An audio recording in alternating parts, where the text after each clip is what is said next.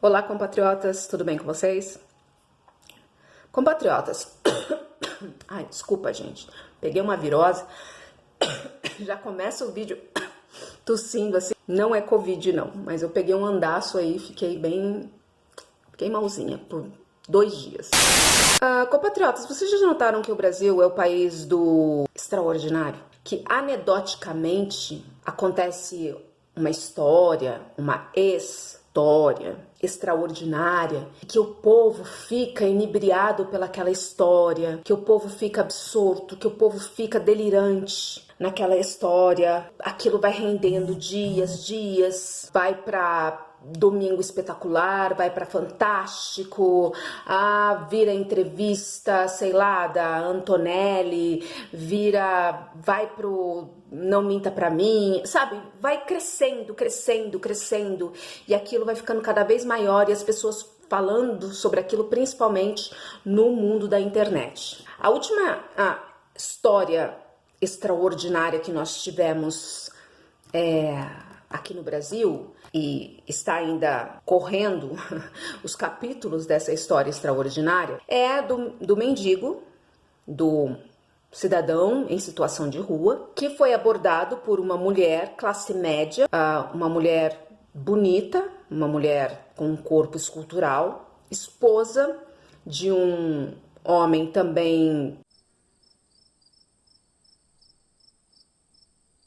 Não vou dizer que ele é bonito, porque bonito não é.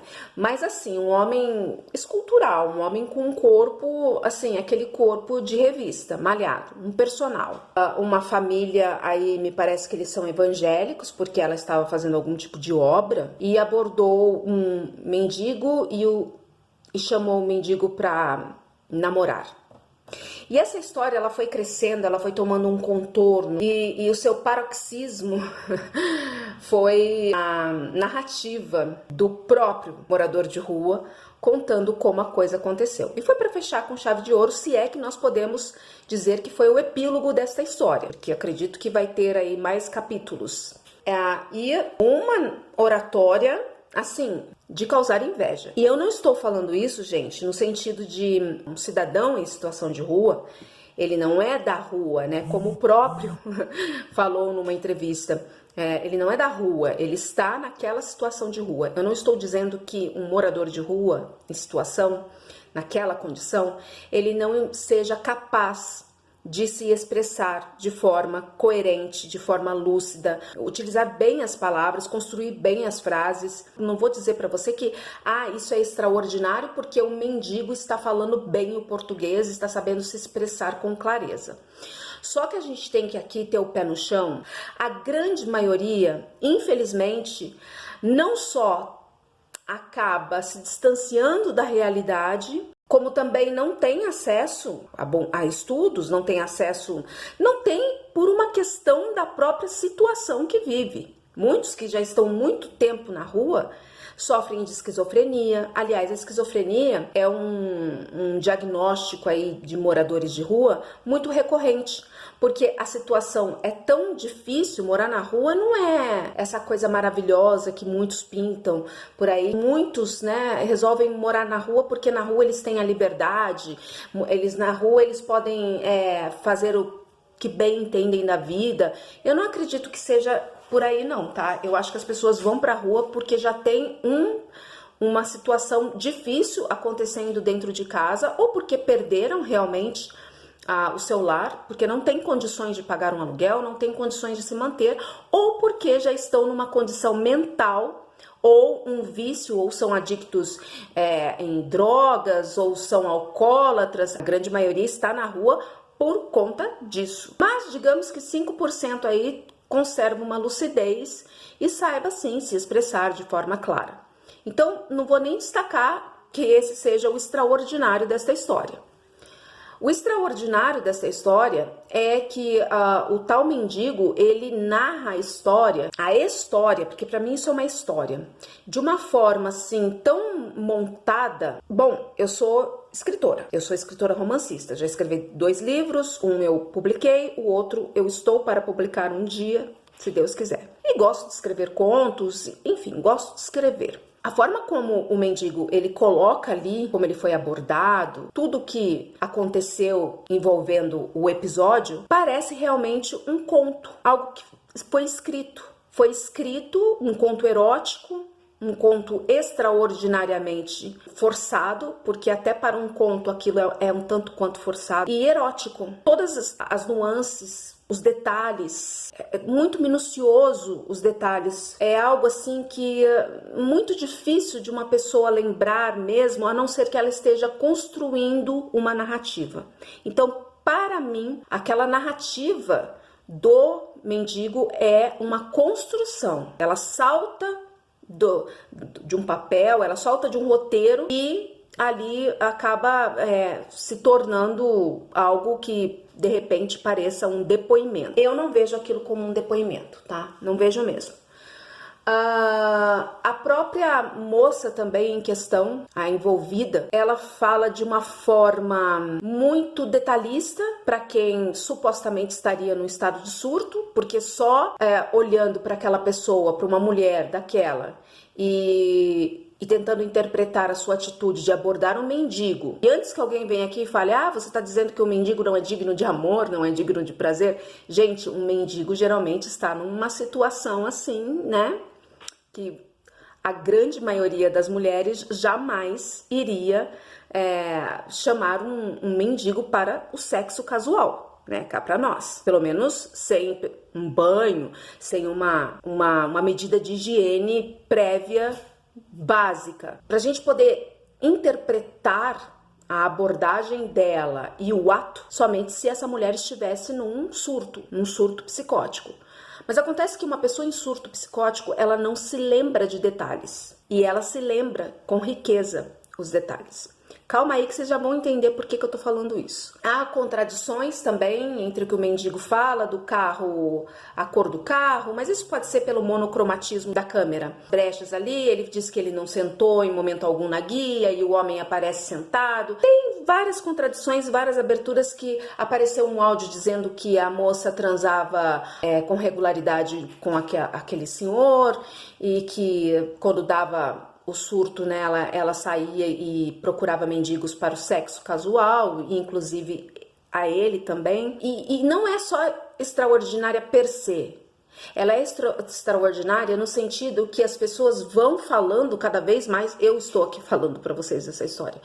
E a história vai aparecendo ao ponto que chegamos à notícia que o morador em situação de rua teria sido escolhido para ser candidato a deputado.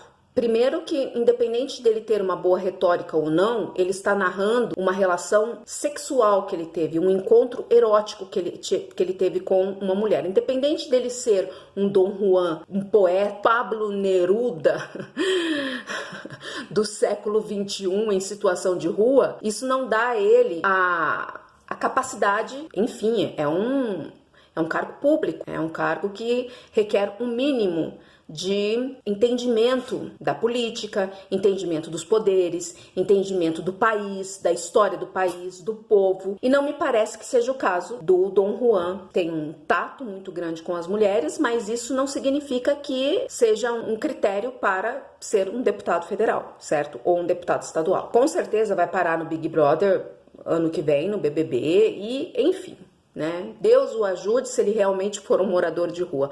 O que eu suspeito, mas a história em si, e não as personagens descoladas entre si, a história em si, ela é extraordinária.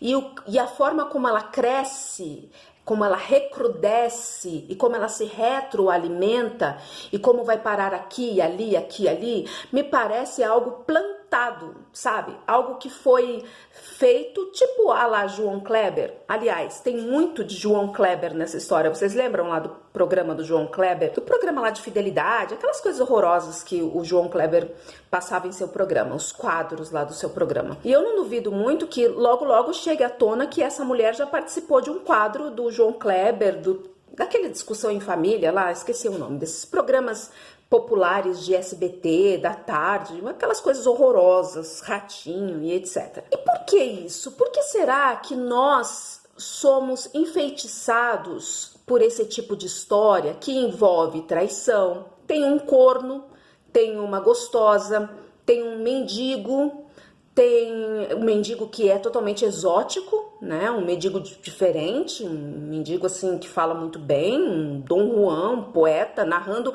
de forma poética a história.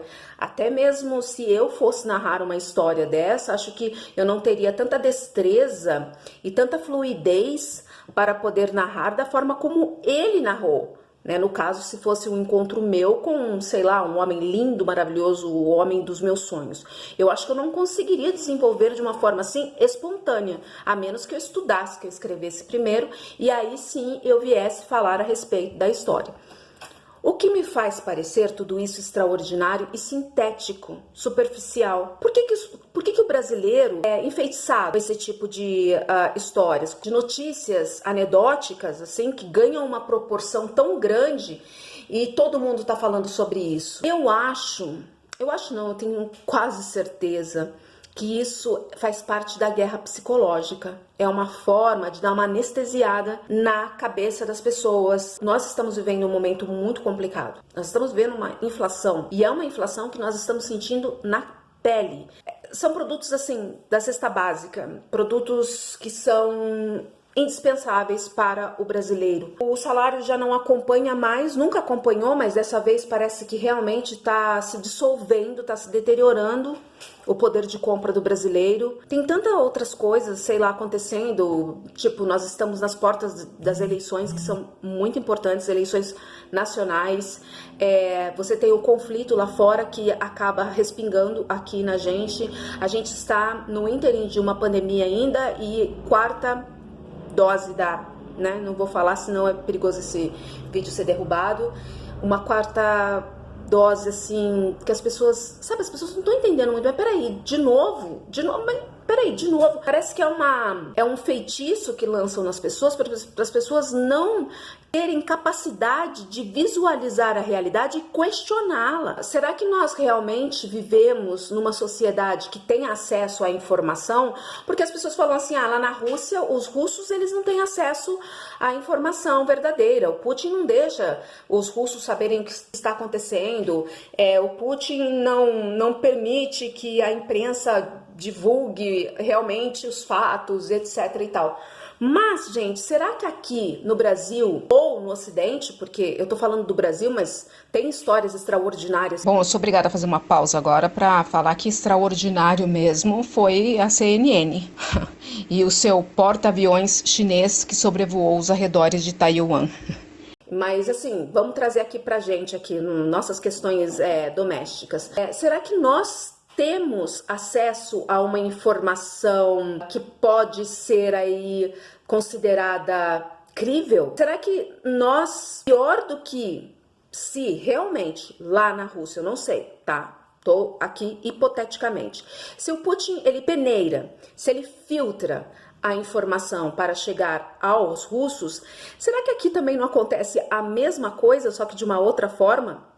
Pela guerra psicológica, principalmente? A guerra psicológica, ela existe, tá? A guerra híbrida é um dos componentes da guerra híbrida mais importantes e que mais implementado nas populações é a guerra psicológica, de várias formas. Uma delas, essas histórias e essas narrativas que usam ali componentes extremamente sensíveis a nós, seres humanos. Sexo, uma diferença muito grande de classe social, situações extremas, uma mulher bonita, né? Mulheres bonitas geralmente chamam atenção. Em qualquer cenário que uma mulher bonita aparecer, ela vai chamar atenção. Quem dirá num cenário desse? Um conto erótico mesmo, e o público em delírio. Já que o Brasil não tem povo, né? O Brasil tem público. Eu não sei se eu concordo com isso, mas o povo, ele é levado a ser público, digamos assim. Ele é conduzido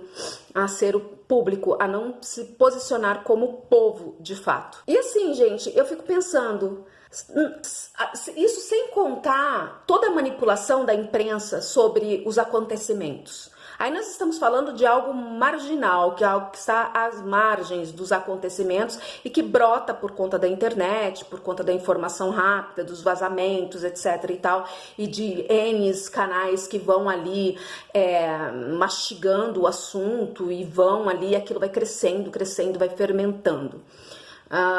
Mas a própria imprensa, a forma como ela divulga os acontecimentos, a forma como o que supostamente é um fato chega até nós, é imparcial, porque tudo que é imparcial tem dois lados. Tudo que é imparcial tem o contraditório. E nós não estamos vendo isso no episódio, né, da operação especial russa na Ucrânia. Nós estamos vendo só um lado da questão. O outro lado está sendo suprimido, censurado. O mesmo aconteceu durante a pandemia. Censura pesada, até canais que são pequenos, como o meu, e canais grandes que simplesmente foram tirados do ar. Uma informação totalmente filtrada todo o tempo, com muito marketing. O jornalismo ele não pode ter todo este marketing. O jornalismo ele não pode ser tão opinativo. Ele tem que ser muito mais informativo. E o que nós estamos vendo hoje, âncoras aí de programas jornalísticos, dando opinião ao invés de passar a informação. Isso está muito longe de ser imparcial. Então, de certa forma, o real não chega pra gente, de forma alguma, porque eles sabem exatamente como é a cabeça da sociedade, já que essa cabeça é o tempo todo manipulada, bombardeada. Não é nenhuma novidade isso que eu estou falando. A sociedade de consumo capitalista, ela é completamente manipulada mentalmente ao consumo. Mas assim, a forma como isso é utilizado na política, os Estados Unidos utilizam a guerra mental na política, utilizam no seu povo, inclusive. E na informação, então, na imprensa, bom, nós não temos de fato uma imprensa. Nós temos um setor de marketing das grandes corporações, dos interesses da elite, dos interesses dos Estados Unidos e dos seus sócios. É um setor de marketing, só isso. Não é exatamente imprensa, não é jornalismo. Porque o jornalismo sem o contraditório, ele nunca pode ser imparcial. Bom, para finalizar esse vídeo, quando eu vejo essas figuras famigeradas de YouTube, como uma russa, tem uma russa assim, que é outra história extraordinária, né? Surge do nada, já fazia sucesso na internet, mas agora... E aprendeu a falar português assim, porque, sei lá, algo extraordinário também, fala muito bem o português e tá descendo a lenha no Putin, aparecendo aqui e ali. Esses canais de gringos que falam muito bem o português, eu desconfio, eu acho também algo já extraordinário também. Aprendi o português, uma língua super difícil, aprendi assim porque, achei bonita a mulher brasileira, o Brasil, aí aprendi. Tem um estadunidense também que é assim, aprendi o português, porque tava lá sem fazer nada, aprendi o português e aí cria um canal, e o canal é cheio de inscritos e fala umas coisas assim, pulveriza uma pretensa amizade que os dois países não têm. Os povos têm, mas eu tô falando do país.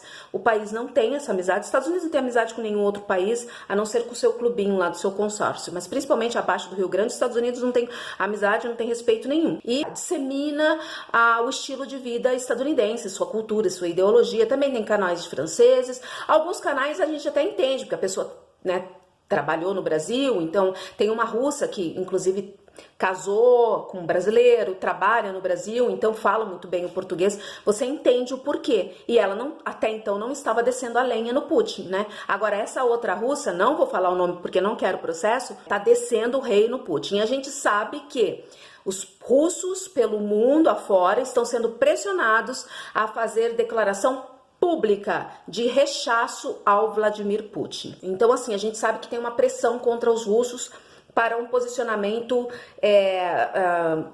contrário à liderança russa, que é o Vladimir Putin. Mas até que ponto essas pessoas também não estão recebendo da CIA, né? A gente sabe que a CIA paga. A CIA, essas fundações todas de fachada, fazem, assim, personagens do dia para noite, se tornarem milionários e ganharem muitos inscritos. Agora com a internet isso está muito mais fácil do que na época que não tinha internet. Eu desconfio sim, desconfio de todos esses famigerados aí, que tem por trás uma orientação política, de alguma forma, eu desconfio que eles estão sendo sim financiados pela CIA e eu desconfio dessa russa que está aí descendo a lenha, demonizando o Vladimir Putin. Bom, é isso aí, gente. Vocês conhecem mais histórias extraordinárias?